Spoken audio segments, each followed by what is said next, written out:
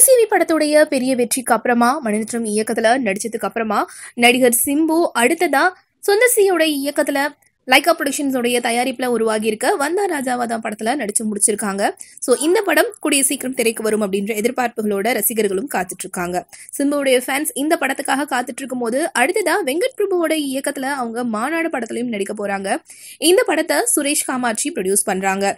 So பிப்ரவரி 3 கரெக்டா சிம்புவுடைய பிறந்தநாள் அன்னைக்கு இந்த படத்தை ஸ்டார்ட் பண்ண போறாங்க. ரீசெண்டா இந்த படத்தை தயாரிக்கக்கூடிய சுரேஷ் காமாட்சி அவர்கள் அவங்களுடைய ட்விட்டர் பக்கத்துல இந்த படத்துடைய டிரெக்டர் வெங்கட் பிரபு அவங்க கிட்ட இந்த படத்துடைய ஸ்டோரி லைனை சொன்னதாகவும், இதுவரைக்கும் சிம்பு அவங்களுடைய சினிமா கேரியர்ல பண்ணாத ஒரு சூப்பர்பான மூவியா இந்த படம் இருக்கும் அப்படின்ற தகவல்களையும் சொல்லியிருந்தாங்க. அண்ட் இப்போ இந்த படத்தை பத்தி இன்னொரு சூப்பர்பான விஷயம், நிச்சயமா சிம்புடைய ஃபேன்ஸ்க்குலாம் இந்த விஷயம் ரொம்ப பிடிக்கும். சிம்பு வந்து சமீபகாலத்துல ரொம்ப ஒரு வெயிட்டா இருக்காங்களே, என்ன இப்படி ஆயிட்டாரு அப்படின்னு சொல்லிட்டு ஃபீல் பண்ணவங்க நிறைய பேர் இருப்பாங்க. ரொம்ப அழகா ஸ்லிம்மான ஒரு சிம்புவை ரொம்ப கியூட்டான ஒரு சிம்புவை நம்ம பார்த்து நிறைய படங்கள்ல ரசிச்சிருக்கோம். ஸோ இருந்தாலும் வெயிட் கூட்டிட்டாரே அப்படின்னு வருத்தப்படுற ரசிகர்களுக்காக தான் இந்த ஒரு நியூஸ். ஸோ சிம்பு நடிக்க போற இந்த வெங்கட் பிரபுவோட மாநாடு படத்துக்காக அவங்களுடைய வெயிட் எல்லாம் ரெடியூஸ் பண்ண போறாங்களாம். அண்ட் அது மட்டும் இல்லாம இந்த படத்துக்காக புதுசா மார்ஷியல் ஆர்ட்ஸும் கத்துக்க போறாங்களாம். ஸோ இதுக்காக ஜனவரி 1 வீக்ல சிம்பு தாய்லாந்து பறந்து போக போறாங்க அப்படின்ற தகவல்களும் கிடைச்சிருக்கு.